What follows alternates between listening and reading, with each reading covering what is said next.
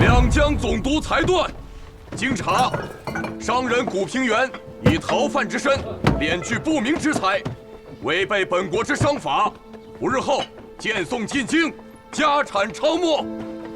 你们两个都快点！都给我快点啊！你们还有没有隐没的财产？连这房子都是两江总督府借住的，你们搜便是。兄弟们，都给我搜，搜仔细了，不要放过每一个角落。这。到最后，落下个这个。能够牵动两江，震惊朝廷，这手笔也是一等一的了。朝他们想朝什么家？都这时候了，你还能笑得出来？真是服了。你不让我笑，让我哭啊！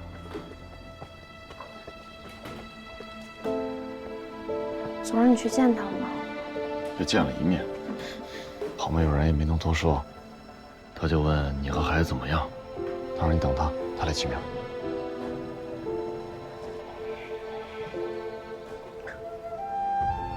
脑袋都要掉了，想起名，心大的。等他们抄完，咱们就回安徽了。这次只说抄没，没说把一家人都遣送到北京。老二已经过马车了，知不知道？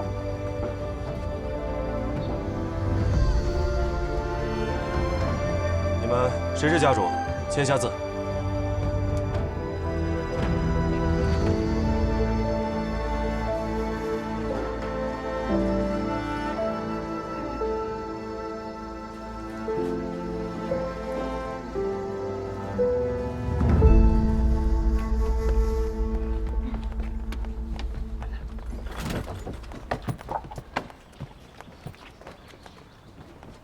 这是总督大人让我转交给夫人的。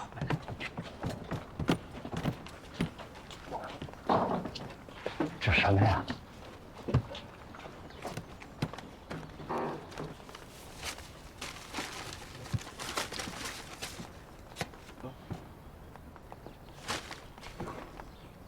这是盐业工会的股份。这是买他脑袋的钱，不要也罢。你拿好了，你要不要，让他自己决定。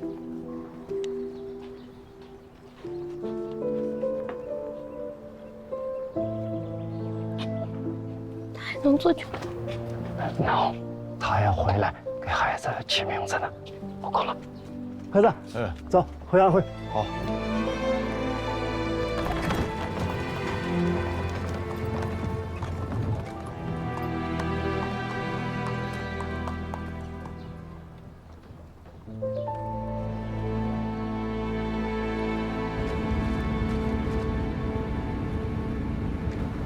Have you seen Lee? Lee? Yes. Look at this. You don't speak English. Translator! Translator! 哎！哦，电报说已经查清楚了，这艘葡萄牙战船是受中国人雇佣开往英国的货船，装满了生丝、丝绸、大黄、茶叶，有不少国家的商人很感兴趣。有足够的证据证明，这艘船背后是一个姓古的中国商人在鼓动。明白了吗，李？那你怕什么呢 If this Gulmerk will be able to deliver this cargo to England. 要是这个姓古的商人把这艘货船运到英国，他如果掌握了航道，运到更远的地方，那就是我替东印度公司培养了一个敌人，我就可以回利物浦老家享受退休金了。这是不允许。你为什么不向中国的皇帝抗议呢？ They used our competitor's name to pick up the cargo. 他用我们竞争公司的名义来收的货，他太狡猾了。我没有办法阻止这艘货船，这艘货船开到英国去，我会很麻烦。现在怎么办 ？You must come to the governor's mansion with me now. We strongly protest. 我们严重抗议。哦，好，欢迎欢迎，是。 We welcome. This is a shameless trampling on the 这是对 commercial 远东 order 商业秩序的 of the Far 无耻践踏。哦，远东是哪儿啊？就是大清。大清怎么了？ What about the Qing dynasty, which is the Far East? The commercial order is seriously 商业秩序 disrupted. 被严重破坏。我这商业 What 秩 are 序 the 是 business 什么呀？ orders? What are the business? You don't know what the business orders are. 这商业秩序，就是他说商业秩序嘛，就像中国人做官一样，小官听大官的，大官听皇上的，皇上听老天爷的。哦，你看看，他这么一说，我们大家就都懂了。我们这个地方很讲秩序啊。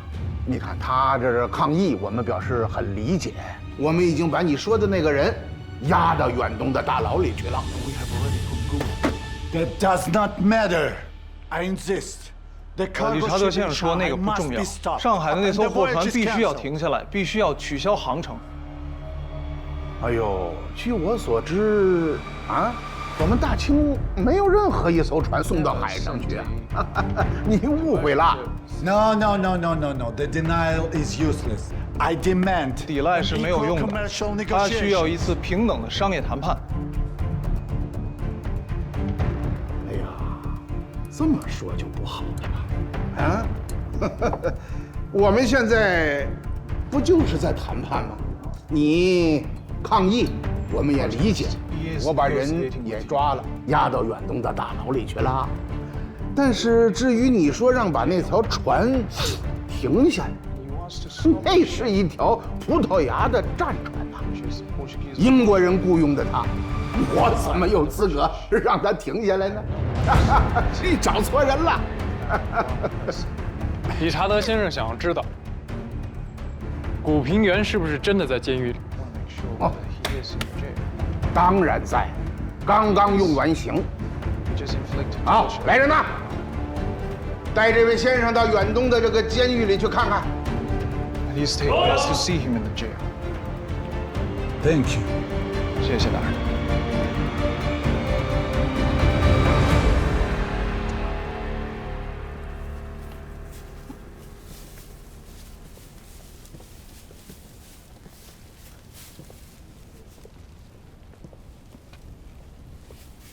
It's here.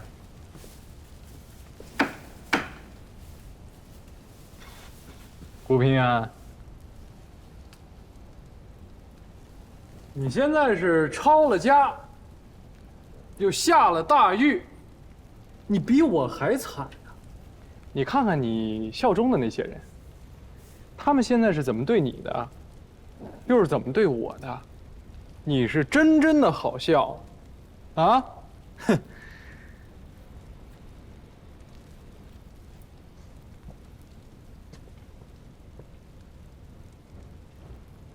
Mr. Gu, regarding that ship, I 吴 represent 大人， East India 他代表 Company. 东印度公司 We 通 hope 知 to 您， negotiate with you 他们想跟您协商把那艘船的 the 货给买了。 situation you are in now.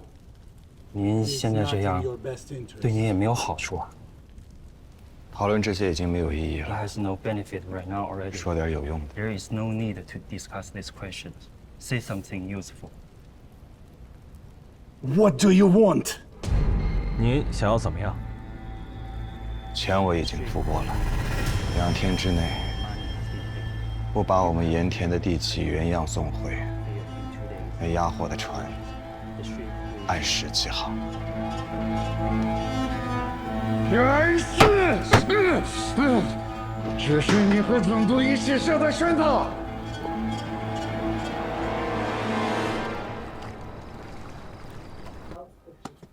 Mr. Hart. Mr. Richards. Have a seat.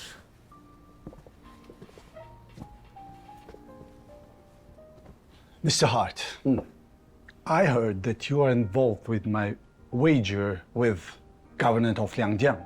Wager? What wager? Oh, you mean the salt fields? Yes, indeed. You've been a little hot-headed recently, huh? Mr. Hart, I respect you as a veteran in this business, but you must respect the influence of East India Company here in China in the dispute over property mortgage. The responsibility is quite clear. It is those Chinese officials who are evading and denying. And I hope Mr. Hart will objectively address to that issue.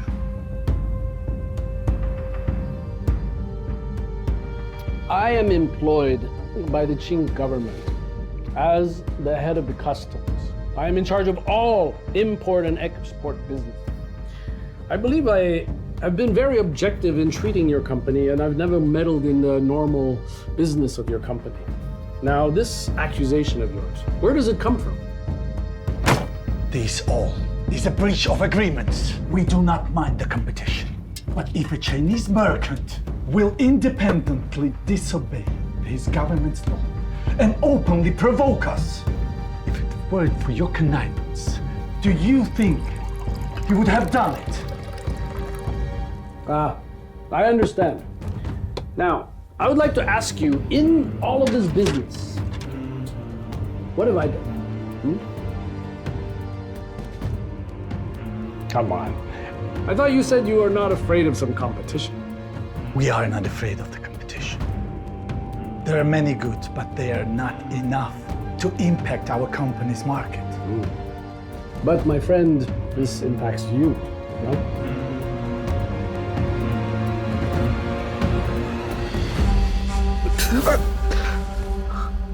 干嘛？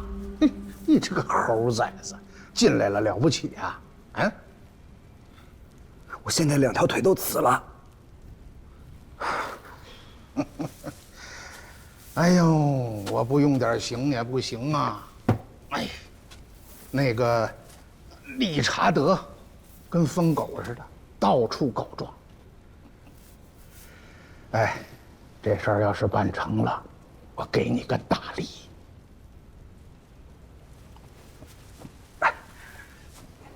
你就放我回安徽就行。我在两江待不久了，这2年两江恢复的不错，老九呢也把军队遣散的差不多了，老虎没了爪牙，也就没了威胁。朝廷呢让我回去，也许做个军机大臣，也许什么事儿都没有。朝廷要成立个商部，下旨让我们几个老臣推荐。哎，你看看。你自己也说过商道谋国，你做了这个职位，不比那些什么都不懂的官员强多了吗？啊，这要是给了旁人，做梦都会笑醒。我仔细想想，这一生经过我手的银子，倒是不少。但只有在安徽种茶的那段日子，才最踏实，最快乐。商道谋国不假，那也得可谋之国才行。凭你两江总督府的身份和地位，都应对不了那些洋商，凭什么我行？哎，咱俩也算是朋友，你跟我说句实话啊！我知道，你进货用的都是现钱，钱是哪儿来的？你想知道？我好奇。朝廷让我仔细的回奏，我自然不能说假话，对不对？什么商务大臣，这可不是礼物，这是送命的诏旨。你说这富贵有什么用？说的是啊，你就告诉我吧，啊？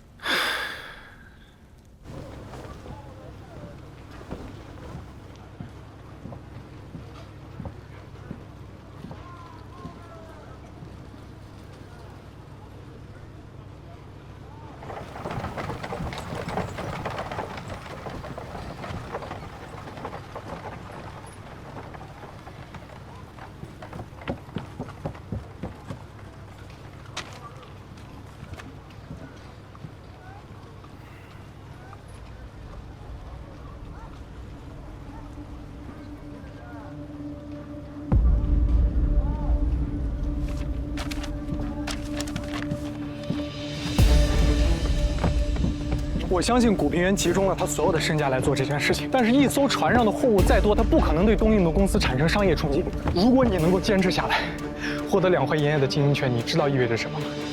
你将获得大清官办产业的1/5，以此作为跳板，你可以获得无可计量的财富。你要相信我，这是他能够想到的最大的威胁。这不算是商业行为，这甚至算不上聪明。这是一种中国式的手腕。你知道你在说什么？我知道。比起被这些官僚玩弄，我宁可要一个公平。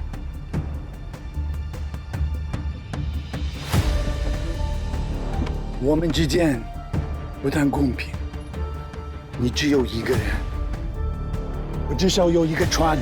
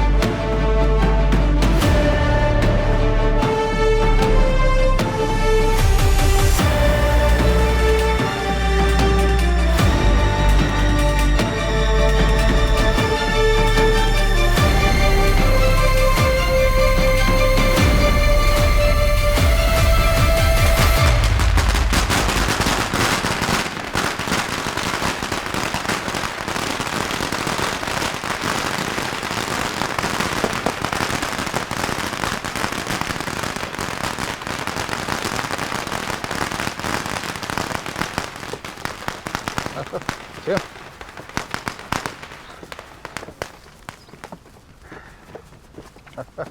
啊，请。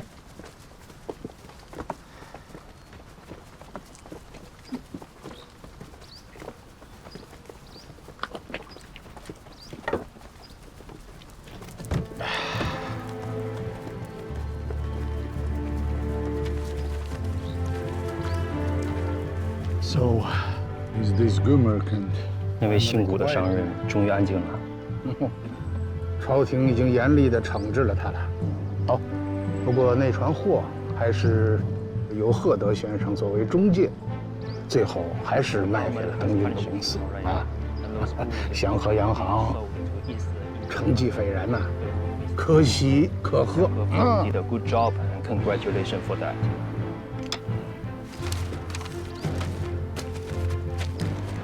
啊，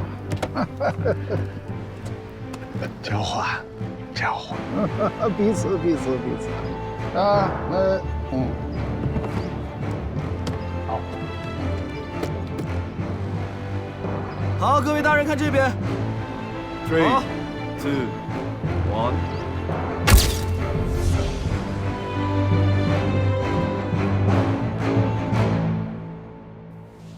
古先生。古先生，给你道喜呀！啊，给你道喜呀！古先生，盐田收回来了。我最后再问你一遍，钱是哪儿来的？哼，否则呢？否则，荐送进京，要你的脑袋。哎，看看，结实不结实？结实啊！啊，我呀还留着他多喝几年酒呢，所以只能委屈你了啊！来呀，荐送进京。是。我刚接到朝廷的旨意，调离两江啊。你这一路上呢，也不寂寞，我们相伴而行。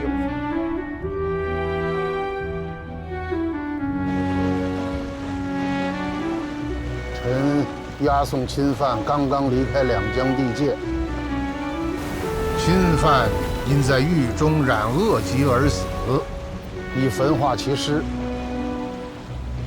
在场多人可以作证。臣在两江任上，已得钦犯口供，并已查实，所谓巨额货款云，都是街谈巷议、其东野语。不足为凭，侵犯已死，臣看官有书，愿自领其罪。行了，就这样吧。明日走陆路，派快马送入朝廷。大人，这样就可以了？这样是不是太儿戏了？朝廷红着眼睛要钱，岂非更加儿戏？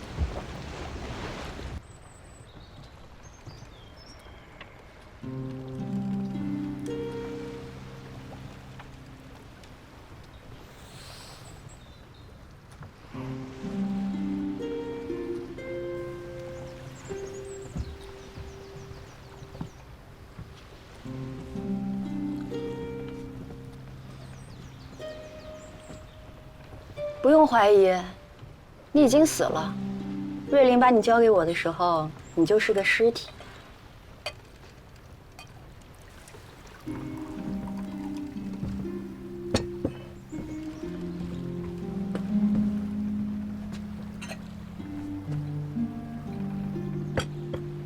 他怎么来了？他自己要求的。我还以为你会在洋行里跟着洋鬼子一起混。我跟谁混也比你强。人人都知道你已经死了。死了至少不用遗臭万年。行了，你们兄弟俩上来就斗嘴，李家少爷是专门来送你的。不然呢？不然他就跟着葡萄牙船走了。为什么走？去哪儿啊？出去转转。在这片天底下待得太久了，想看点新的东西，学点新的东西。将来要是有机会，再回来吧。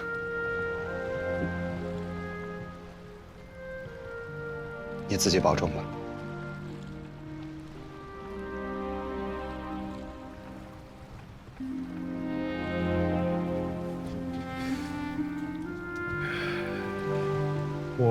我明白，你爹娘的坟我会去帮你扫的。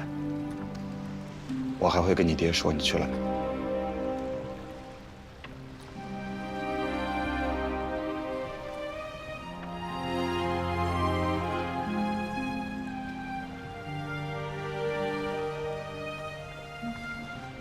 好，这样便好。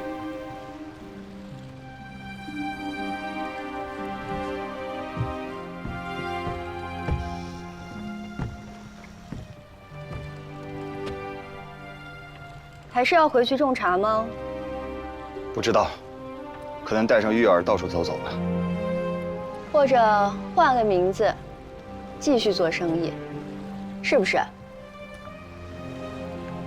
我只希望孩子一睁眼睛就能看见我。现在没有什么比这个更重要了。心灰意冷啦？也不是，不做官是还是要做的。只希望将来大家都可以不用提心吊胆地活着，不用出卖自己的尊严，在这片天空下，都可以骄傲自由地活着。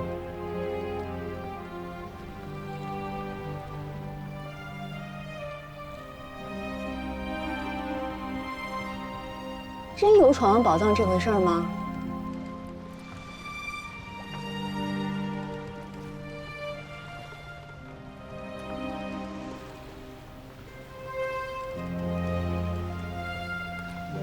青山一发是中原，到他该出世的时候，自然会出来。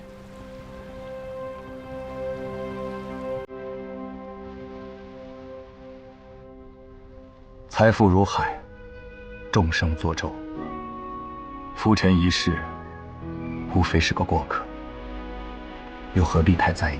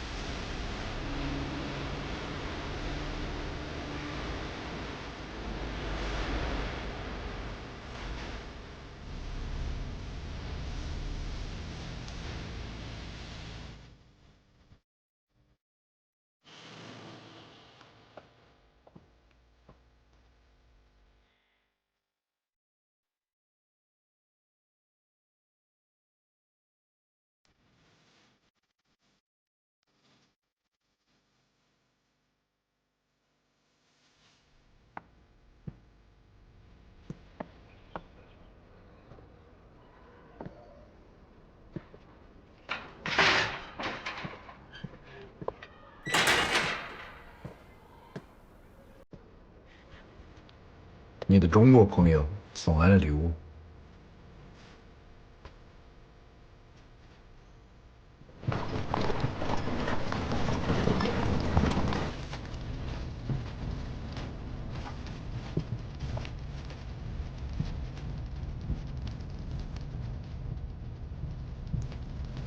小虎啊，经此一战，血溅轩辕，丧敌之胆。清廷大肆搜捕，你与朱同志能平安脱身，幸之。如今大清垂垂老矣，华夏之邦难以侧身于世界强国之力，非有大能力者，改换乾坤，令我4万万同胞除旧布新，自强自立，方可逃脱被分切宰割之命运。若神州入尘，文明尽丧，吾等九死亦不能赎也。听闻你为革命筹款，附赠支票1张。革命若不济，吾自当全力供应。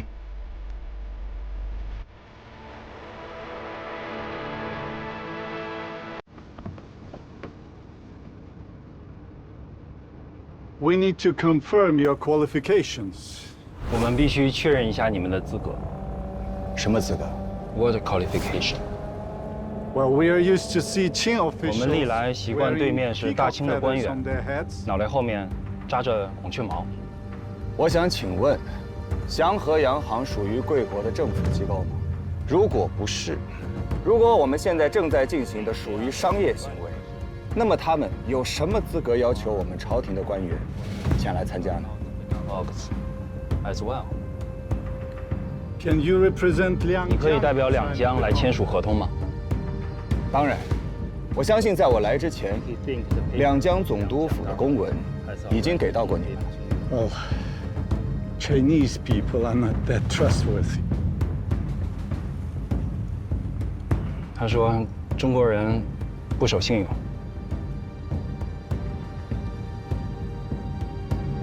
我们的国家也绝对不会因为保护鸦片而开战，这就是两国的不同。That is the difference between our country.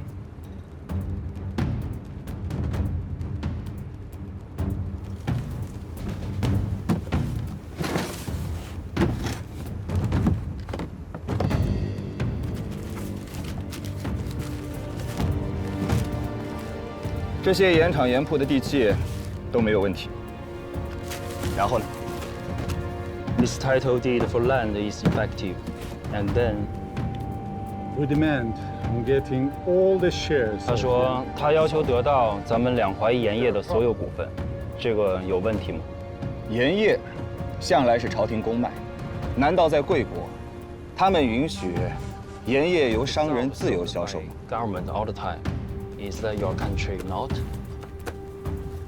万国公法。我还特地找人翻译了贵国的商业法。在贵国的法律中，凡是由政府专营专售的产业，政府天然拥有一定的股份。如果在这一点上他不同意的话，我们可以通过公械来解决。You don't agree with that? They will go to the court. Isn't that ironic? 他说，在我们大清谈商业法，是不是有些太讽刺了？那就到他们国家谈。我相信这个官司打起来4、5年应该没什么问题吧。只怕到那个时候，他理查德先生还在不在现在祥和洋行的这个位置上，怕是也难说了。到时候李清的那笔账，要是久久不能兑现，成了坏账，我会为他感到忧虑。He's really worried about this for you.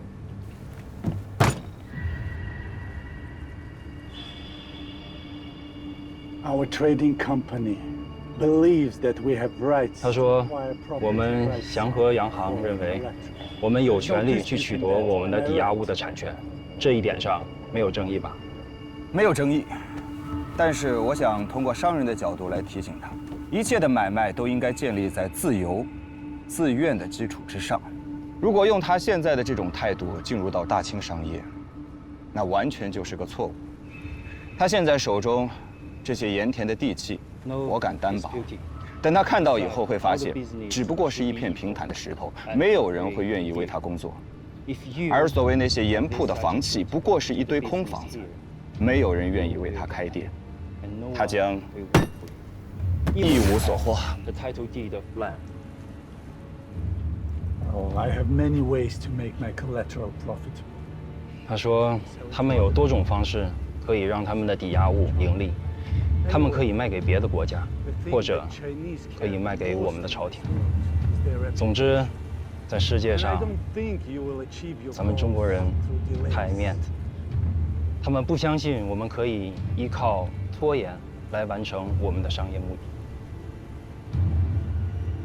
如果有大炮指着我家的大门口，我用任何方式都是无可指责的。If the cannon fits to our home, cannot be blamed for anything I do. Until the goal is reached, the cannons shall not be withdrawn. 没有达到目的之前，大炮是不会撤走的。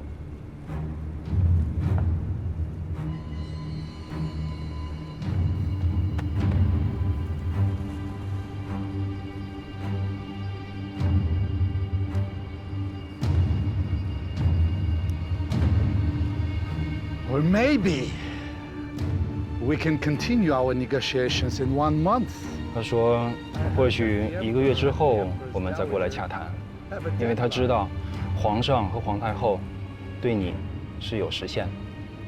Maybe in 1 month, I shall be seeing your head on the city wall. 1个月之后，很可能他在城墙上看到您的脑袋。李靖。 这样的话你也说啊？说得对。或许我们应该各退一步。如果李清把现在手中所有的盐田、盐铺的契约都抵押了，你们也应该清楚，在原则上，他没有资格。要想得到全部的控制权，还需要再等些时日。我们之前曾有过一个赌约，赌的就是两淮盐业工会的盈利高。 还是他李家盈利的更多。我记得这个赌约还有不到1月之期，其结果决定盐业归属。You are telling me that you want to compete with an international. 你在和一个国际的公司做商业竞争，你确定吗？当然，我需要保证真实有效的查账，合法竞争，共同确认结果。 And confirm all the results together.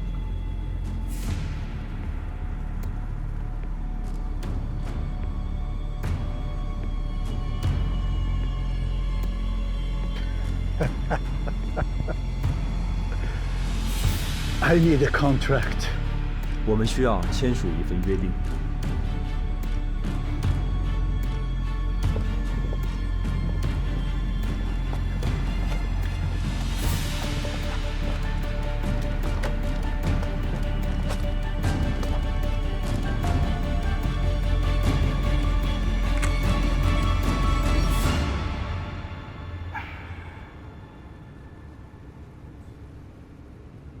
你还有什么话想说？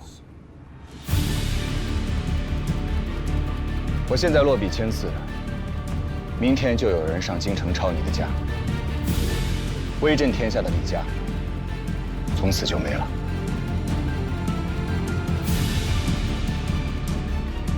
顾先生，用不着提醒他，一个人要是铁了心的当汉奸，神仙也救不了他。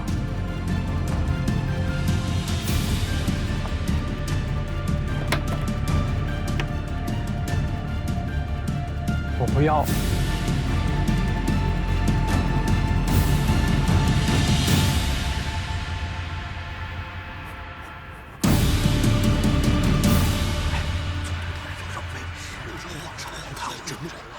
汉奸的事麻烦了。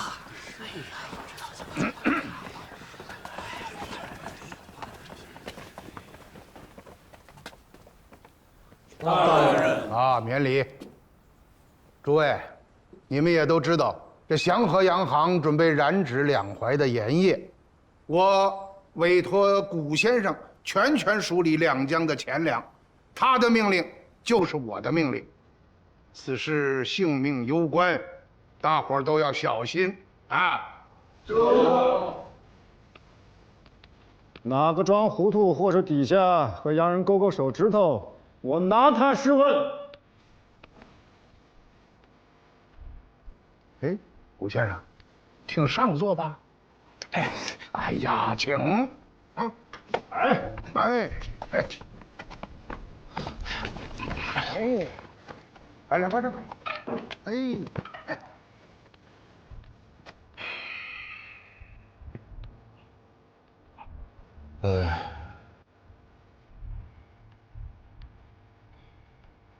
诸位大人，其实我不说，你们心里也清楚，两淮盐业就是两江的经济命脉，不管在哪个商人手中，其实都是官府监管，但一旦落入到洋人的手里，那是要出大乱子。既然我们现在决定了要和洋人打一场仗，那我们就要全力以赴的备战。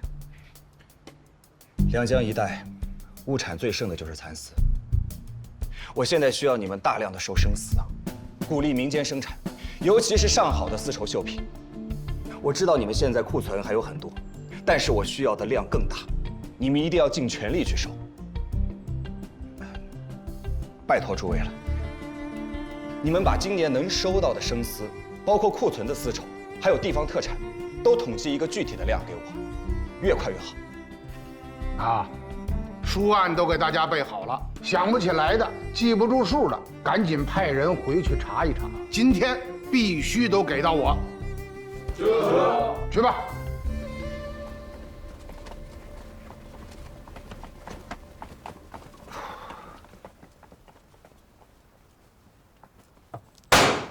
起来吧，让我坐会儿。坐的好像还挺舒服的。我看你坐着，我胃疼。起来。你要不坐那儿，总督大人头疼，他的身子好不了喽。行了，你闭嘴，你起来。哎，你等会儿，我问你，你要那么些丝干什么呀？啊？天机不可泄露。我还要见几个重要的客人，二位大人，先失陪。哎。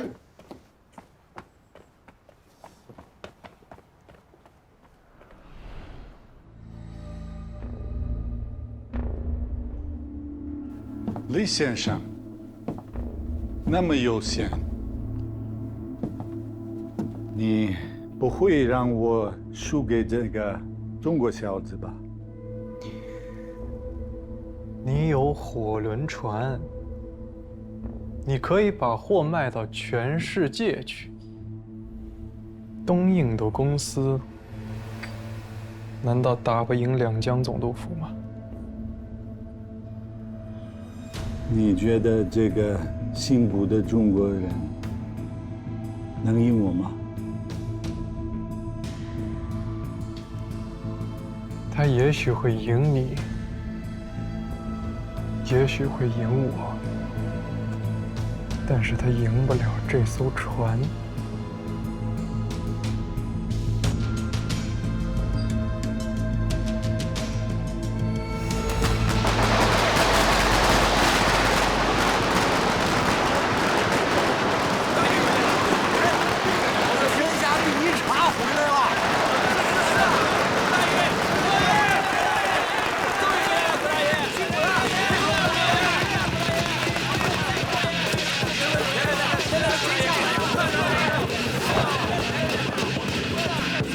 郭老太爷回来了，快请快请。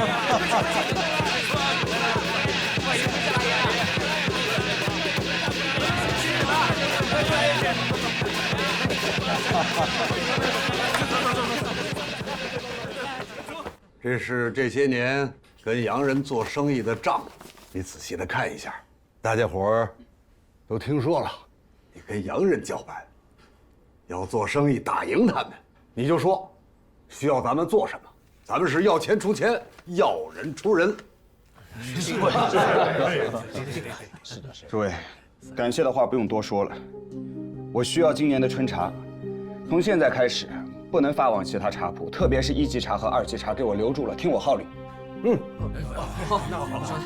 大家伙都说好了啊，有熬不过日子的都来找我，切不可毁了大局。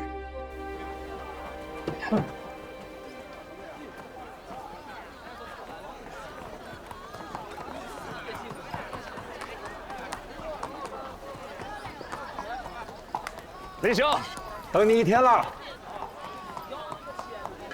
哎呦，这一路给我颠的，骨头都散架了。快，上车坐着。哎，好嘞。我说我来接你，这一出门啊，看到这马车，哎，就觉得手痒痒。几十年没赶了，这一上手，还挺稳。怎么样，敢不敢坐？敢啊！你走稳一点啊，小子还挺挑。这样，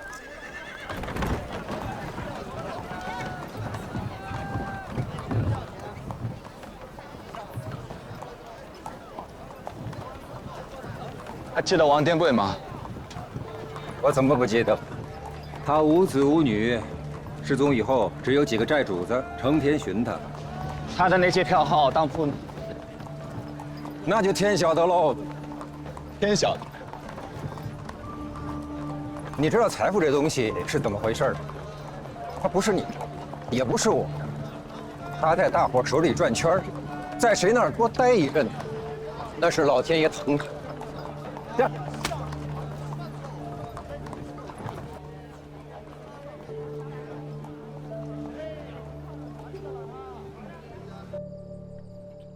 不是说我这兄弟在南京做大生意了吗？啊，怎么回到咱们这儿，整得跟饿死鬼投胎似的？也不知道为什么一见到你们啊，特别饿。我在金陵的时候，我都愁得吃不下。哎，吃了我们家这么多面条，什么时候告诉我常玉儿怀孕的事儿？啊，对啊，什么对啊？你是不是想等生了孩子之后才谢媒人啊？大奶奶，我错了。我还跟玉儿说呢，这孩子一出生啊，一定要认您做干娘。要不是您提点我那几句啊，我还不知道要糊涂到什么时候。这可是真话呀！当然是真的了，要不然我断饶不了你。坐吧。不过，你们是怎么知道的？啊，我们派人送了点药去。什么都不知道。这老娘一走，日子过得不怎么样啊。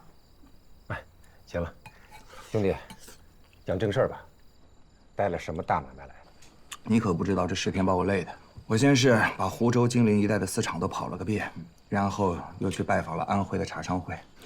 从你们这儿走以后，我还要去杭州见吴财神。他常年经营丝绸，他的库存肯定很多。再然后我还要去趟京师，拜会一下总理衙门。为什么呀？我最近啊研究了一下万国公法。这万国公法里说，在各国行商都是自由的。那我国出口印度的，主要就是茶叶、丝绸、药品、瓷器这么4大类。瓷器嘛，我不是很懂，其他3样我还有些门路，还是之前的那个思路。我想绕过东印度公司。你想把东西直接运到印度？如果可能的话，我想再走远一点，一直往西过印度洋，到英国人、美国人那里去卖。他们既然能来，我们为什么不能去啊？来，喝一个，这有点吓人。我也喝一杯。我听说你跟祥和洋行在盐田产权上有个半年的赌约，怎么会还有功夫去整这些事儿呢？大奶奶觉得我能赢吗？不能赢吗？眼下这个局面一上来肯定是赢不了。想要生意做得大，市场就得大。我们的市场无非是南七北六13省，除了5个产盐区，剩下的省份盐店的规模和利润基本上已经饱和了。那祥和洋行他们的利润从何而来啊？左手倒右手啊，直接卖给东印度公司。他们想让资本进到盐业，多花点钱，他们也愿意。至于东印度公司再想卖给谁，那就天晓得了。不过他们的市场那么大，这点盐他们还是吃得下的。兄弟，你一个人跟东印度公司打，你觉得可能吗？你这是以一人之力敌一国呀，志气是很大，但根本做不到。我之前出国，你也知道，也是卖给当地代理商，利润是高一点，但是我们做这洋人的船，出国的机会不是经常有。你要在那儿建立一个自己的商业基础，恐怕10年、20年都不够。我可没10年20年，做不到。做不到，人力有时尽。再说，在这个时代里做这样的生意，都不算经商了，那是国家和国家的较量，是太异想天开。你进的蚕丝、茶叶，这些货物要押多大一笔资金呢？大清国明文规定，不允许商人自由出国做生意，对吧？你这是犯王法。你还要租赁英国商船，海关能同意吗？商船会答应吗？据我所知，上海的商船基本都是东印度公司的。还有最后一件，就算你克服所有这些困难，把东西运到印度，我问你，哪儿是你的货站？哪儿是你的大本营？哪儿是你的分店？谁是掌柜？谁是伙计？你到的时候，两眼一抹黑呀，你卖给谁去啊，兄弟？可是这茶叶和蚕丝都是有时效性的，最多也就是2、3个月的经营时间吧。茶叶会老，蚕丝会旧，这一不小心就会血本无归啊！夫人，没明白？我当然明白了，他是想敲山震虎，让东印的公司把吃进去的盐田产权再原原本本的给吐出来。可问题是，想照方抓药，能办得到吗？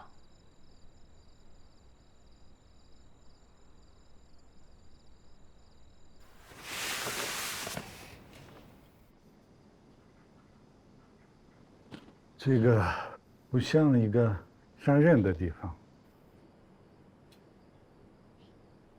我爹在做生意之前是个读书人。那他为什么没有去做官？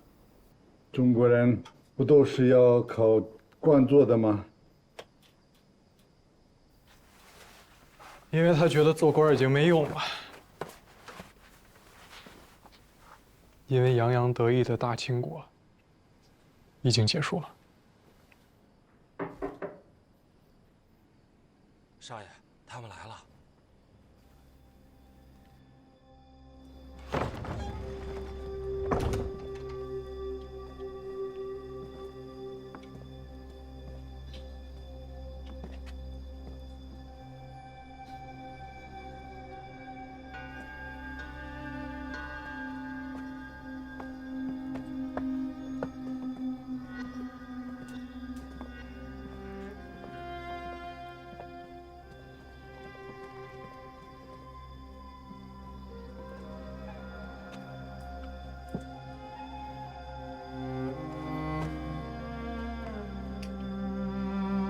给大人请安。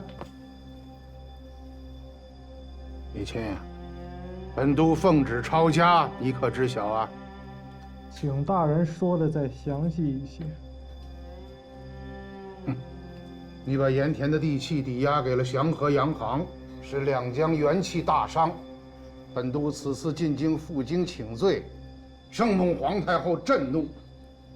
想你和你爹虽然是捐官出身，但毕竟是大清臣民，如若幡然悔悟，咱们还有商量；否则，可就别怪我无情了。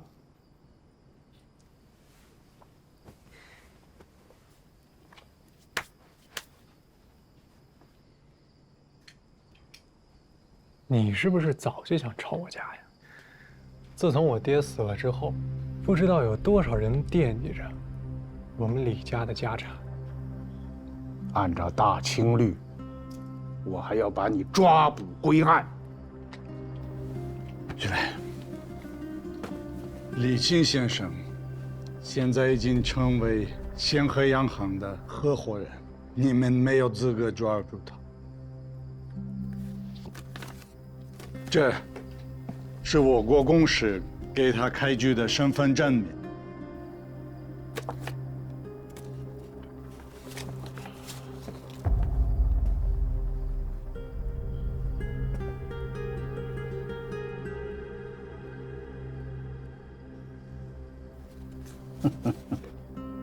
李钦，你连祖宗都不要了吗？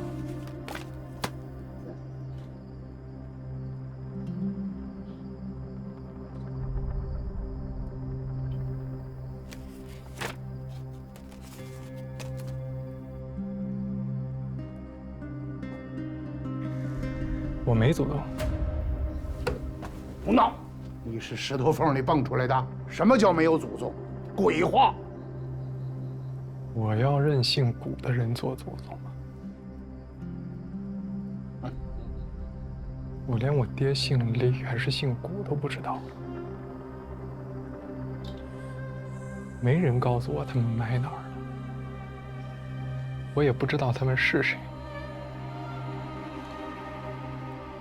我爹死了之后啊，我才发现这天底下好像就我自己个儿。您就甭费那心了。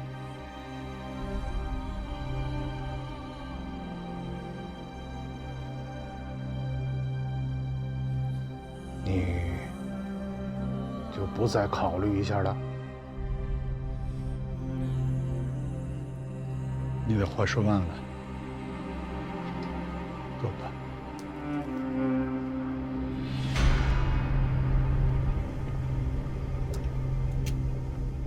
抽手！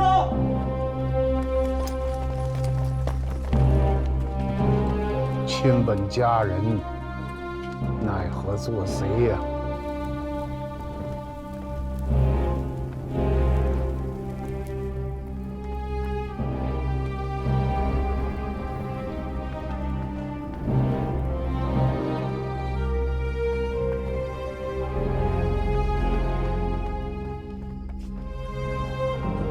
这么好一家，没了。我的家早就没有了。就在我爹说假话骗我的时候，后半生我要做个不一样的人。你加入东印度公司吧，半年后，你可以执掌大清国最重要的产业。以后可以买更好的房子。你能赢吗？我那个兄弟可是狡猾的很。狡猾没有用。我们做生意不靠狡猾，靠实力，靠大炮。你的兄弟难道比东印度公司还强大吗？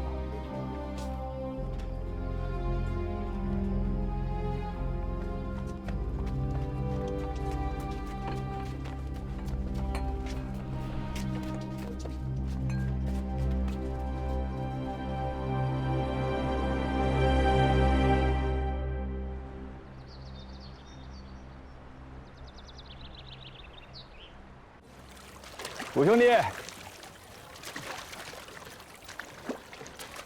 哎呀，最近可净听人说你了啊！我这耳朵都快听聋了。那做生意的还天天拜财神呢，要说聋，我早就聋了。走，带你看货去。嗯。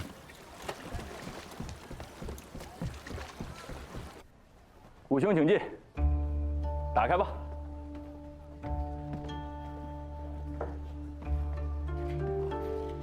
咱们先看看货。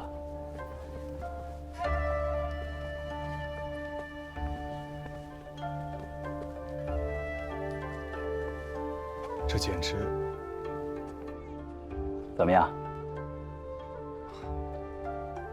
我自认为是见过上等绣品的，接了你的货，我才发现，我之前看到的都是些垃圾。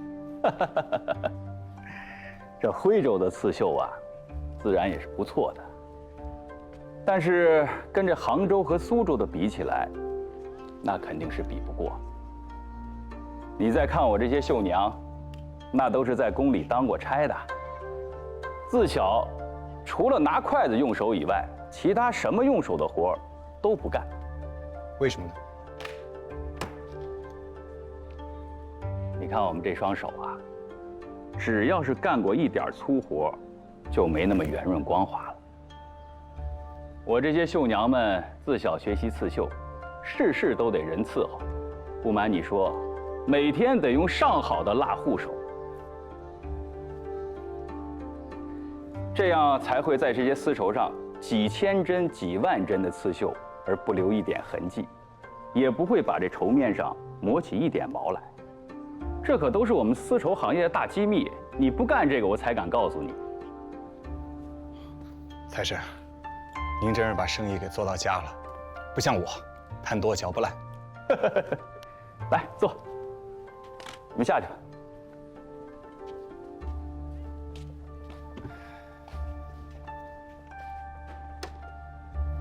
我听说江宁那边出大事了，你和祥和洋行杠上了？我听说财神和祥和洋行有生意往来。这丝绸上的生意，祥和洋行的确是我最大的竞争对手。理查德是个老鬼，你未必斗得过他。斗不过也得斗啊！那些洋人现在想要霸占两淮的盐业。财神，无论如何，你得助我一臂之力。哎呀，我们两家缠斗了几十年，你倒说说看，有什么好办法？要是能赢，我自然是乐享其成的。我想知道，他们东印度公司驻派在大清的，是不是只有祥和洋行一家？那自然不是。那英国的商业公司在印度的，是不是只有东印度公司？这个东印度公司只是其中的一家，不过要是论规模的话，它的确是最大的。规模我不需要太大，其实我这个办法是从《战国策》里学来的，可以帮助吴兄你扫平你的竞争对手。这话从何而来啊？我需要你库里最上等的好货。这好办，你看上什么了尽管说，要运到哪里，我租船给你运过去便是。不能用普通的船运，我想联系一下英国公司，用他们洋人的船运到印度，或者干脆直接运到英国。我还需要你陪我跑一趟上海，面见海关道的赫德大人。我要出海西行，围魏救赵。这船我怕是租不来。这船，自然有人帮我租。我知道你跟赫德大人交好，所以我怎么也得拉着你陪我一起。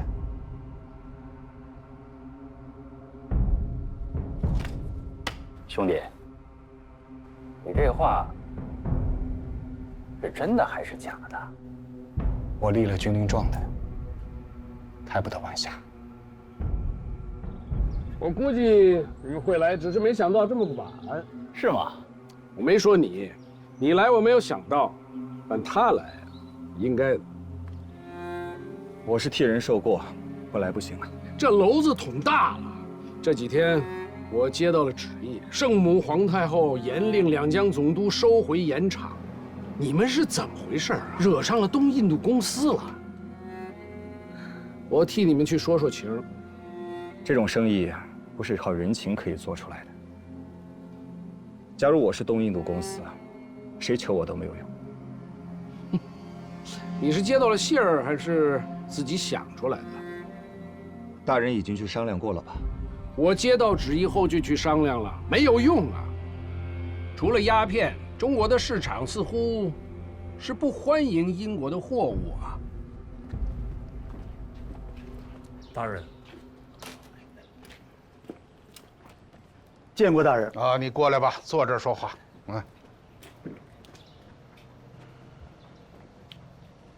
我问你啊，你们盐业工会现在掌握了多少家盐铺啊？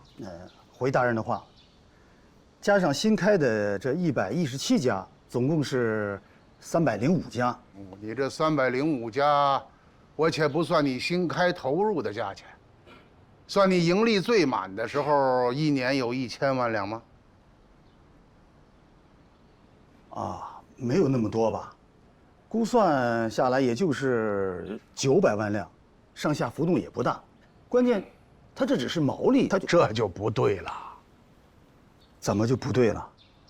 你们股东家最近阵势闹得很大，你不知道吗？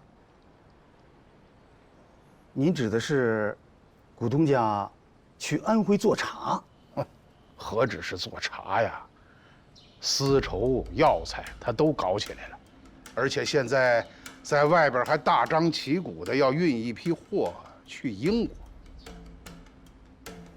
我想联系一家和东印度公司有竞争关系的英国公司，联手和他们一起做茶叶、丝绸、药品等生意，让这家英国公司做我的销售，我做货主分配货物。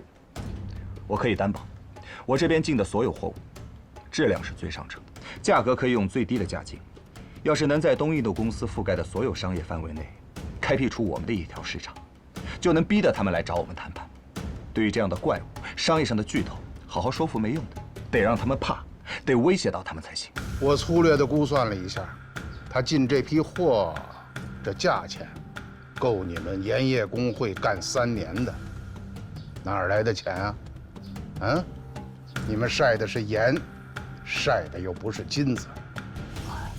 回大人的话，我在外面呢也听了一耳朵，是有些好友把货都给他了，但是没收款，说是等卖了以后。哎呀，要是从山西运一批货到山东，晚点给钱我是能明白的，凭你们股东家的信用也没问题。可这是远渡重洋啊，那可就是另外一码事儿了。我有句话要吩咐你，大人，请吩咐。我让他跟李钦去争，可是没想到他干得这么大。大清有关造局，有总理衙门，他算老几呀？把东西往外卖。要是让他开了这个先例，大清国的王法是不是要重写呀？你们是老成之人，不要跟着他乱跑啊！好好的把盐业工会给我守住了。你知不知道东印度公司之所以那么庞大是为什么？你看看楼下，这江面上所有的商船都是他们的。请问你用什么东西把你的货物运到印度、运到英国去呢？我用的是冰船。英国的冰船？我有我的办法，我的运输成本会比他们都低。那我再问问你，这东印度公司和大清一直在做生意，他们拿到的货物，我相信在价钱上应该是非常低的。你的竞争有什么优势呢？我可以联络到安徽所有的茶叶，两江一带最好的丝绸、生丝，山西一带的药品，大黄、枸杞之类的。这些货物我进货都可以用最低的价格，可以保证足够的利润。最低的价格，你能确认吗？商人都是谋利不假，但是这一次，我不想要，我身边的朋友也不想要。大清虽然弱，但是绝不能让人家掌握住我们的命脉。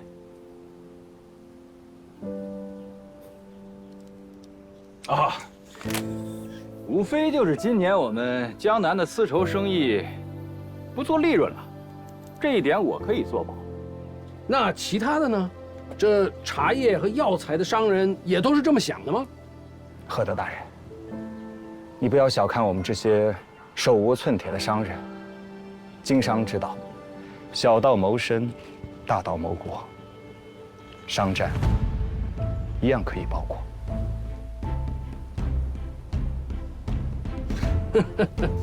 这算什么？这些商人难道要联合起来去打败那个家伙吗？打败不打败，现在是不知道，但至少得让他们知道，我们中国的商人不使用炮船，一样可以挣钱。